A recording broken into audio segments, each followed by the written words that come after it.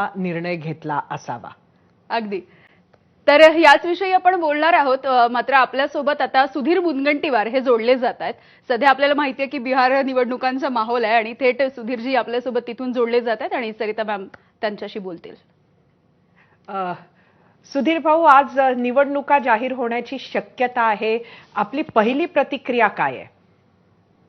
नाही, निवडणुका घेणं माझ्या दृष्टीने अनिवार्य आहे. सुप्रीम कोर्टाचा निर्णय तर आहेच, पण या राज्याचं खूप मोठं नुकसान सुप्रीम कोर्टाच्या या निवडणुकींना स्थगिती दिल्याने झालेलं आहे.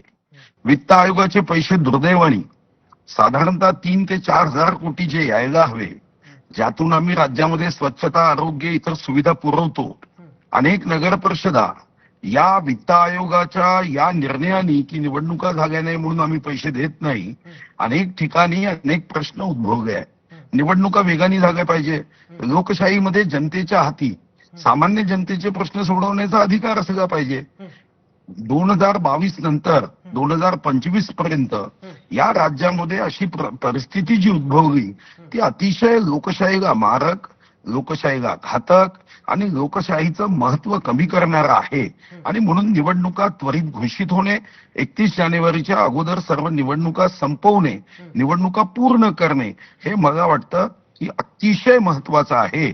आणि निवडणुका घोषित झाल्यावर जनतेला त्यांच्या मनातला जो कोणी उमेदवार आहे, लोकप्रतिनिधी आहे, तो निवडून देण्याचा अधिकार असला पाहिजे. सुधीर भाऊ, एकंदरीत जनतेच्या मनात उमेदवार कोण आणि खरंच कोण विजयी होतं याचं एक धुकं निर्माण झालेलं आहे. मतदार याद्यांचा जो घोळ विरोधकांनी समोर आणला त्यामुळे काय म्हणाल? नाही, मतदार याद्यांचा जो काही प्रश्न निर्माण केला, एक गोष्ट तर मला अजून समजलीच नाही की आम्ही राजकारणामध्ये जे राजकीय पक्ष आहे, जे संविधानाची शपथ घेतात, शपथपत्र भरतात, त्यांच्यावर काहीच जबाबदारी नाही आहे का? जेव्हा तुम्हाला निवडणूक आयोगाने एकदा नव्हे अनेकदा पत्र दिली प्रत्येक निवडणुकीत उतरणाऱ्या राजकीय पक्षांना की तुम्ही तुमचे बूथ लेवल एजंट नियुक्त करा, मतदार याद्यांमध्ये काही दोष असेल तर तुम्ही दूर करा, त्यासाठी तुम्हाला नियुक्ती पत्र निवडणूक आयोग देते. म्हणजे आपल्याला काय फक्त मजा मारायला राजकीय पक्ष आहे काय? काही कर्तव्य नाही आहे? संविधान फक्त आपल्याला अधिकार देतो, दायित्व, जबाबदारी, कर्तव्य काहीच देत नाही का? आणि दुसरी गोष्ट, समजा एखाद्या माणसाचा 2दा नाव आहे तर तो मतदानासाठी थोडी काही 2दा जाऊ शकणार आहे ना? बघा, एक गोष्ट अजून समजली नाही, राजकीय पक्ष म्हणून आमच्यावर काही जबाबदारी आहे की नाही? सुधीर भाऊ, तुमच्याशी असहमत असण्याचं काहीच कारण नाही. अगदी योग्य अशी भूमिका आपण मांडली आहे. पण आता जर आपण बघितलं तर गेले काही दिवस विरोधक जे बोलत आहेत त्याच पद्धतीची एक पत्रपरिषद काल आशिष शेलार यांनी घेतली. त्यामुळे एकंदरीत सर्वच पक्ष, ज्यात भाजपही आला, सगळंच बेजबाबदारपणे वागले असं म्हणायचं का? मी पुन्हा सांगतोय की तुम्ही जे बूथ लेवल एजंट तुम्ही नियुक्त केले पाहिजे आणि त्याच्या माध्यमातून दोषरहित ही यादी केली पाहिजे. निवडणुकीच्या तोंडावर भाजप असो की अजून कोणताही पक्ष असो, निवडणूक सुरू झाल्यानंतर आणि सुप्रीम कोर्टाने 31 जानेवारीपर्यंत निवडणूक घेण्याचं तुम्हाला आदेश दिल्यानंतर आता निवडणुका कोणीही पुढे कसा ढकलू शकणार आहे? आणि मग तुम्ही सुप्रीम कोर्टात का जात नाही? मग भाजप असो किंवा कोणताही पक्ष असो, आता तुम्हाला शंका घेऊन फायदा काय आहे त्याच्यात? आता तुम्हाला निवडणुकीला समोर गेलं पाहिजे. हा, तुम्ही हे पथ्य ठेवू शकता की याद्यांवर अभ्यास करून आपले जे बूथवर बसणारे जे एजंट असतील त्या बूथवर बसणाऱ्या एजंटला तुम्ही त्या अपडेट करून याद्या देऊ शकता ना, त्याला कोणी थांबवलंय? पण आता तुम्ही निवडणूक थांबायची असं कसं करता येणार? 4,000 कोटीचं पहिल्यांदाच नुकसान झालं तुमच्या उदासीनतेने. एका मिनिटासाठी आपण जर विरोधकांना बाजूला ठेवलं तर अशा पद्धतीनं याद्यांमध्ये इतक्या त्रुटी आहेत याची चर्चा कधी भाजपात झाली का?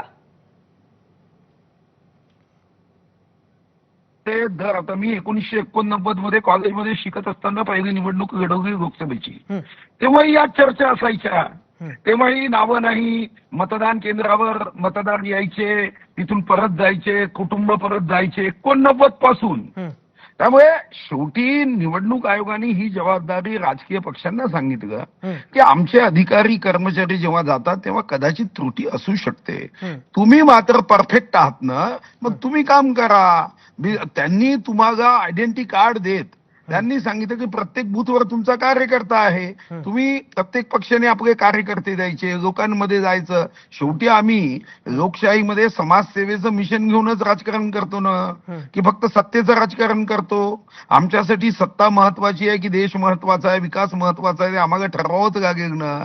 समजा उद्या भारतीय जनता पार्टी आहे, मी दुसऱ्या पार्टीला दोष देत नाही, पण समजी भारतीय जनता पार्टीवर आमच्यावर जबाबदारी आहेच हं, आणि तीच जबाबदारी पूर्ण करण्यासाठी आम्ही सर्वजण काम करतो. हं, हं, आता काही ठिकाणी जसं तुम्ही म्हणालात, हं. एखाद्या ठिकाणी असू शकतं, कारण त्या ठिकाणी भारतीय जनता पार्टीचा विशिष्ट असे काही गाव आहे की तिथं भारतीय जनता पार्टी अतिशय सूक्ष्म आहे, मागेगाव. आता मागेगावमध्ये कदाचित तुम्ही म्हणता तशी भारतीय जनता पार्टीने आक्षेप घेतला की तिथं काही विशिष्ट लोकांची नावं ही अशा अशा पद्धतीने आलेली आहे. हं. पण बाकी ठिकाणी भारतीय जनता पार्टीचा कार्यकर्ता हा लक्ष देण्यासाठी खूप जीव ओततो, कारण आमच्यासाठी निवडणूक हा विकासाचं एक महत्वाचं साधन आहे. निवडणूक फक्त जिंकण्यासाठी नाही, तर निवडणुकीत जिंकल्यानंतर लोकांचं काम करून विकास करून त्यांची मनं जिंकायची हे आमचं ध्येय आहे.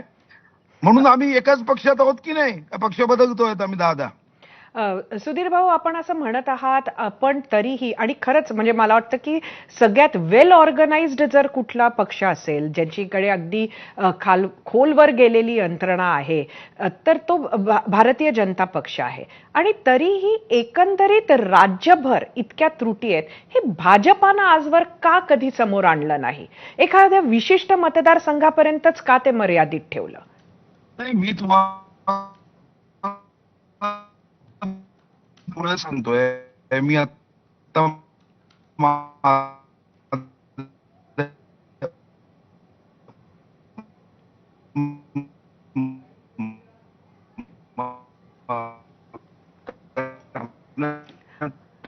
मला वाटतं आपल्याला सुधीर मुनगंटीवार यांचा आवाज ऐकायला येत नाहीये, काहीतरी तांत्रिक अडचण येते.